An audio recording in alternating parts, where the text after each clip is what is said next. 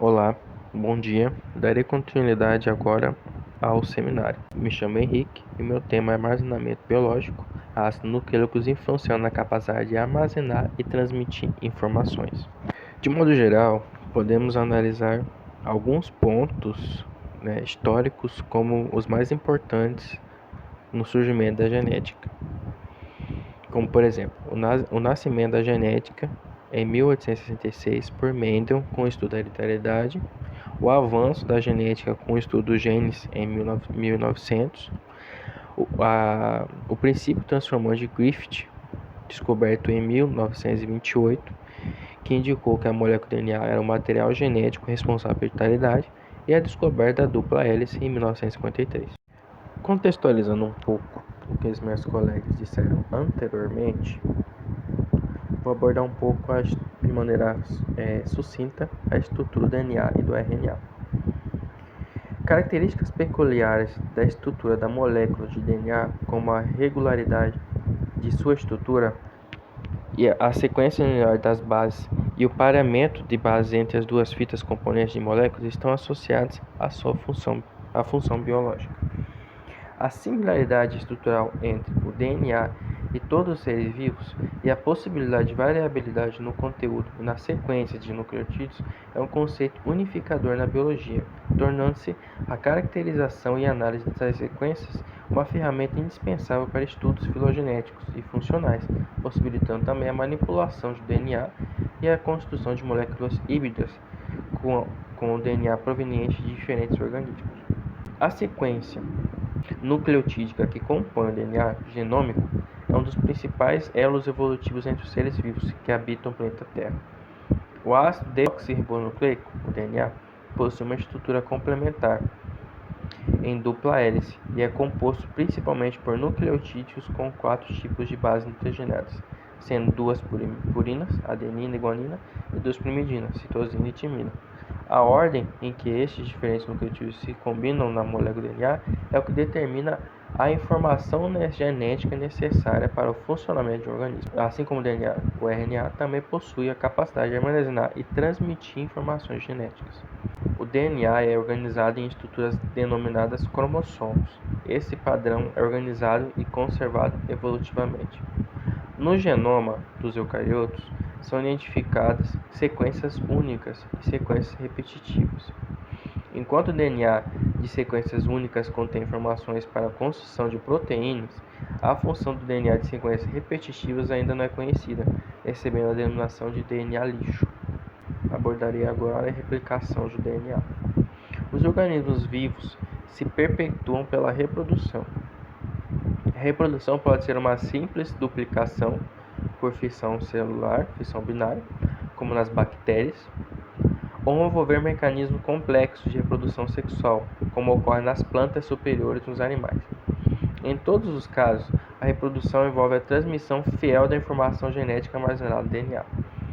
A replicação do DNA ocorre no momento preciso do ciclo celular, denominado fase S, que sucede outra fase, denominada fase G1. Ainda não são claros os processos que atuam na transcrição da fase G1 e S. A consequência da replicação do DNA é a divisão celular, quando são geradas novas células filhas, com o mesmo conteúdo genômico da célula precursora. A replicação do DNA é central para toda a biologia. Nesse processo, de forma semi-conservativa, a DNA polimerase é a principal enzima utilizada para a replicação e atua na direção 5', 3', utilizando como substrato a molécula DNA molde e os nucleotídeos trisfosfatos. A replicação ocorre bidirecionalmente, ou seja, em duas direções, e simultaneamente nas duas fitas. Em uma das fitas, a replicação é descontínua. O sistema de replicação completo é complexo, com enzimas que realizam atividades distintas, como DNA helicase, primase, SEBP, DNA ligase e topoimerase. O cromossomo de eucariotos possui diversas origens de replicação. As extremidades dos cromossomos apresentam uma dificuldade intrínseca de replicação. A cada ciclo de replicação, há um encurtamento em uma das duas moléculas filhas de DNA, Em algumas células, a enzima telomerase possibilita a recomposição desse encurtamento. Fluxo de informação. O fluxo da informação compreende duas etapas distintas. A transcrição, em que as moléculas de DNA são sintetizadas a partir do molde de DNA, e a tradução, em que ocorre o alinhamento dos aminoácidos a partir da sequência de nucleotídeos do RNA. A transcrição é conduzida pela enzima RNA polimerase, utilizando-se como molde uma das fitas do DNA e ribonucleotídeos trifosfatados, ocorrendo no sentido 5' 3'. No início da transcrição, ocorre uma sequência de consenso denominado promotor, que é o sítio de ligação da RNA polimerase. São reconhecidos três tipos principais de moléculas de RNA envolvidos na síntese de proteínas. O RNA mensageiro, que possui uma sequência de nucleotídeos característica que especifica a sequência de aminoácidos no polipeptídeo. Os RNAs ribossômicos, que são a parte estrutural e funcional dos ribossomos, organelas onde ocorre a síntese de proteínas. Os RNAs transportadores, moléculas especializadas no transporte de aminoácidos para o ribossomo.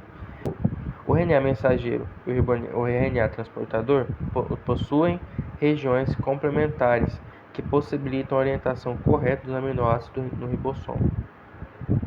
São utilizadas sequências de 3 nucleotídeos para codificar cada aminoácido. Essas trincas são denominadas códons. Há um códon específico para o início, que codifica a metionina, e 3 códons que não codificam nenhum aminoácido e sinalizam o término da tradução. A tradução ocorre no ribossomo, em que os 3 tipos de RNA atuam para construir a molécula polipeptídica de acordo com a sequência de base do RNA mensageiro. Esse processo envolve grande consumo de energia para a ativação de aminoácidos e deslocamento dos ribossomos.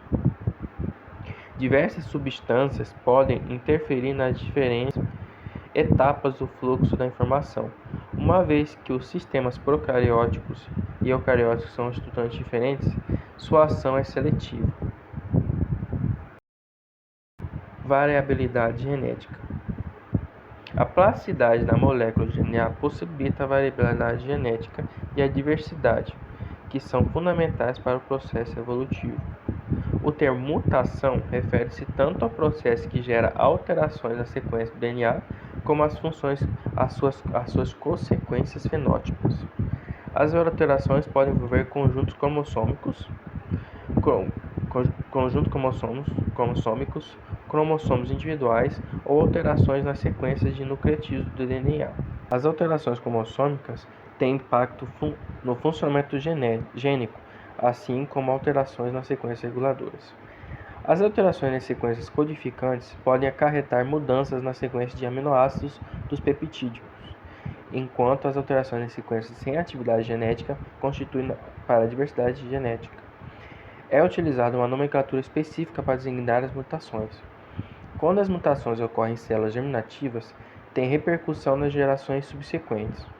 A diversidade gerada por essas alterações é fonte de variabilidade genética, sendo indispensável para a evolução dos seres vivos, possibilitando a adaptação a novos ambientes. As alterações nas células somáticas se limitam ao indivíduo, estando associadas ao câncer e às doenças degenerativas. As mutações podem ser decorrentes de processos celulares normais, como uma imprecisão na replicação, ou podem ser induzidas por uma gama de agentes físicos, químicos e biológicos. A exposição a esses agentes pode acarretar um aumento na frequência de mutações. A maior parte dos agentes mutagênicos produz lesões características na molécula de DNA. Essas lesões são inadmissíveis, pois comprometem o funcionamento do DNA. As células dispõem de um elaborado aparato para a detecção e correção dessas lesões. Os principais processos de reparo do DNA são fotorreativação, o reparo por excisão de bases, o reparo por excisão de nucleotídeos e o reparo por recombinação. Esses processos ocorrem pela ação orquestrada de diversas proteínas, que são conservadas evolutivamente. Algumas condições hereditárias raras envolvem a inativação desse processo por corrupção da informação do DNA, que codifica essas proteínas, acarretando hipermutabilidade nas células. Quando o nível das lesões celulares está acima da capacidade do reparo, a célula aciona o processo de apoptose, que produz a fragmentação do DNA nos nucleossomos e a morte celular. Um processo celular que contribui significativamente para a variabilidade genética é a recombinação do DNA. A recombinação homóloga ocorre durante a meiose, envolvendo a quebra e a reunião de moléculas de DNA dos cromossomos homólogos. Alguns tipos de lesão de DNA, especificamente as quebras de cadeia dupla, são reparados por um processo análogo.